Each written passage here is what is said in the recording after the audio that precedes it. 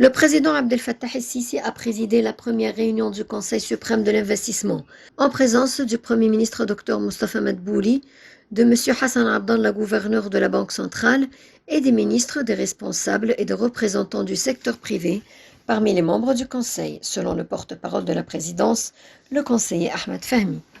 Au début de la réunion, le président a affirmé la volonté de l'État de prendre des mesures sérieuses et décisives nécessaires pour réaliser une véritable percée dans le processus d'encouragement et de promotion des investissements, tant nationaux qu'étrangers, en éliminant les obstacles bureaucratiques et divers défis auxquels sont confrontés les investissements du secteur privé. Cela vient dans le but de construire une base de productivité et de parvenir à un développement économique global, soulignant l'importance de s'appuyer sur des mesures positives prises au cours de la récente période. Le Premier ministre a également fait une présentation lors de la réunion qui comprenait les indicateurs et les faits les plus importants liés à l'investissement en Égypte, les mesures qui ont été prises au cours de la période récente pour améliorer le climat d'investissement, les moyens de doubler les investissements du secteur privé. Le conseiller Ahmed Fahmi, porte-parole de la présidence de la République, a déclaré que le Conseil suprême de l'investissement, lors de sa réunion d'aujourd'hui, dirigée par le président Abdel Fattah el-Sisi, a approuvé 22 décisions importantes visant à réaliser un saut quantique dans divers secteurs et domaines économiques. Parmi celles-ci, la réduction du coût de création des entreprises et la réduction des restrictions sur leur fondation.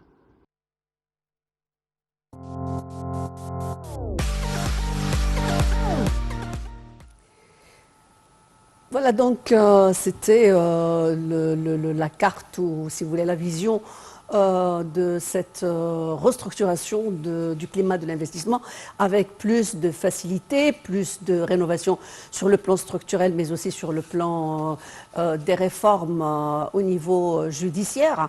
Un certain nombre de choses ont été donc entérinées avec beaucoup de changements.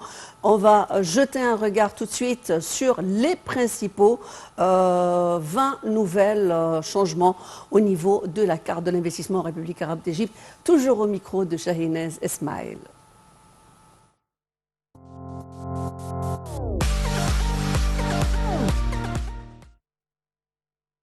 Décision approuvée par le Conseil suprême des investissements tenu sous la présidence du président de la République le 16 mai 2023. En voici quelques-unes.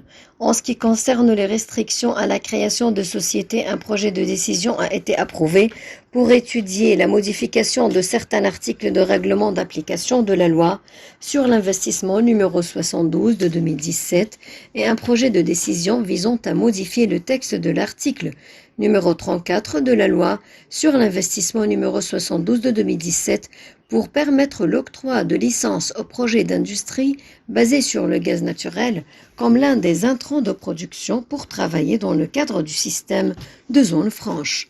En ce qui concerne l'attribution des terres, le ministère de la Justice a été chargé de préparer une série d'amendements législatifs nécessaires pour surmonter les restrictions liées à la propriété foncière et pour faciliter la propriété étrangère de biens immobiliers. Concernant les autorisations d'exercer une activité, il a été convenu d'élargir la délivrance de la licence dorée et d'envisager de ne pas la limiter aux entreprises établissant des projets stratégiques ou nationaux et de modifier les articles numéro 40, 41 et 42 réglementant la licence dorée pour s'assurer que les entreprises peuvent être accordées établies avant la loi sur l'investissement de 2017, Golden License. Chargé le Conseil des ministres d'étudier le transfert de l'affiliation des organes de régulation au secteur des services publics de manière à garantir leur indépendance dans le but de renforcer la séparation entre la propriété et la gestion dans un certain nombre de secteurs de l'État, tout en approuvant un projet de décision visant à apporter des modifications à certains articles juridiques qui accordent un traitement préférentiel aux entreprises et aux entités publiques dans le but de renforcer la neutralité concurrentielle sur le marché égyptien. Un projet de décision a été également approuvé enjoignant au ministère des Finances de créer un système de compensation entre les droits des investisseurs et les charges fiscales ou autres au profit des organismes gouvernementaux avec un délai de 45 jours pour assurer le remboursement rapide de la valeur taxe ajoutée et accélération des procédures.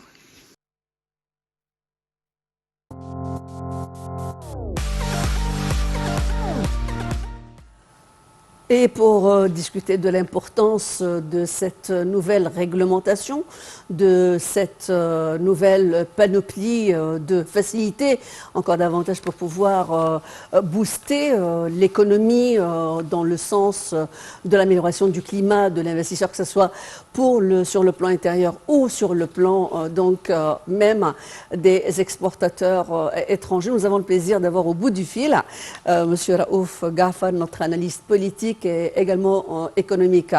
Bonjour et merci de vous joindre à nous sur Night TV International.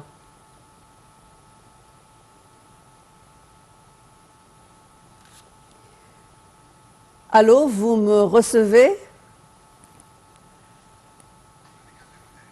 Voilà, je pense qu'il y a eu une interruption au niveau de la ligne téléphonique. Bref, on va revenir à ce sujet qui est d'une grande importance et on va passer aussi au top de l'économie, à cette question du dialogue national qui occupe une place prépondérante dans l'actualité politique de la République arabe d'Égypte avec son ouverture sur un monde où des questions seront de plus en plus abordées mais aussi des solutions seront à l'ordre du jour. Les séances du dialogue national, je vous rappelle, qui se sont tenues hier, étaient centrées sur le dossier du volet économique, tel que le programme de la protection sociale, les moyens de concevoir une feuille de route pour le tourisme en Égypte et les moyens d'encourager toutes les formes de l'investissement dans le cadre du tourisme. Les participants aux séances de la justice sociale ont souligné la nécessité d'unifier les efforts de la protection sociale afin de préserver les accomplissements des divers programmes de la protection sociale. Je rappelle également que durant cette séance de la commission touristique, les représentants des partis politiques ont mis l'accent sur l'importance du grand rôle national joué dans le secteur du tourisme. Selon les représentants, ce rôle est capable de redresser l'économie égyptienne. Ils ont également indiqué qu'un plan stratégique est en cours d'élaboration pour assurer les divers services pour toutes les destinations touristiques. Nous allons donc revenir à notre sujet initial qui concerne l'amélioration du climat de l'investissement. Le chef de l'État donc a présidé lui-même cette première réunion. Merci de vous joindre à nous, Monsieur Raouf Ghafar, notre analyste politique et économique. Je vous salue. Je vous retrouve avec beaucoup de plaisir sur ce Midi au Caire. Vous êtes là? Vous m'écoutez ou il y a un problème technique, il me semble?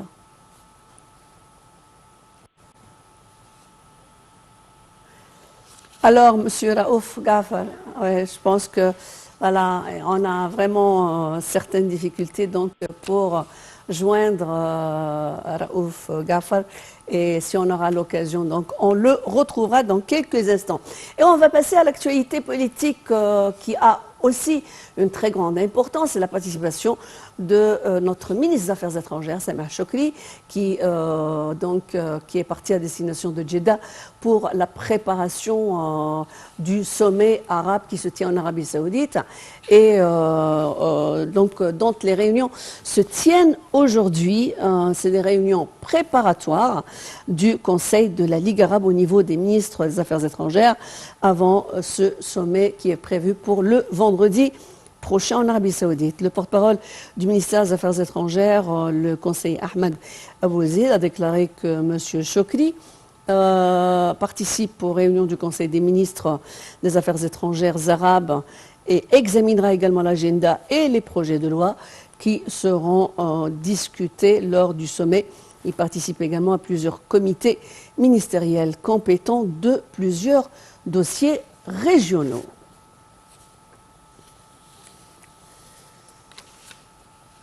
Et toujours dans le cadre des rencontres effectuées par notre ministre des Affaires étrangères, Sameh Choukri, je rappelle qu'il s'est entretenu avec M. Ahmed Atef, qui est ministre algérien des Affaires étrangères et de la communauté nationale à l'étranger. Alors, et toujours selon le porte-parole du ministère des Affaires étrangères, l'ambassadeur Ahmed Abouzid, de cet entretien, intervient avant la réunion ministérielle prévue sur les préparatifs du sommet arabe à Jeddah. L'entretien a principalement porté sur les moyens de renforcer les relations égypto-algériennes et sur un nombre de dossiers régionaux.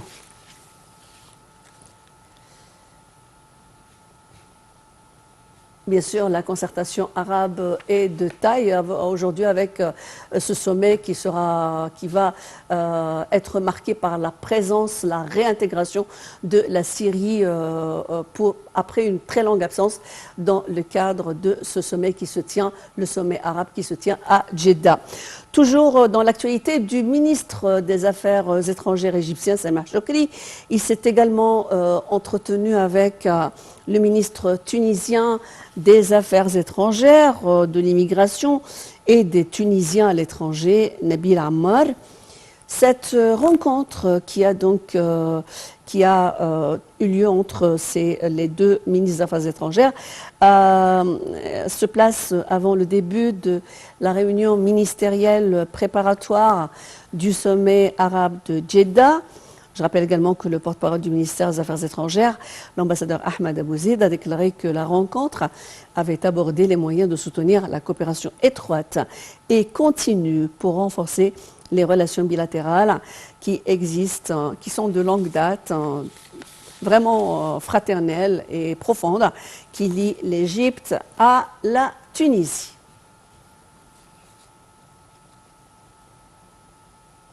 Voilà, nous arrivons à la fin de ce Midi au Caire. Merci bien de l'avoir suivi sur Night TV International. L'information continue.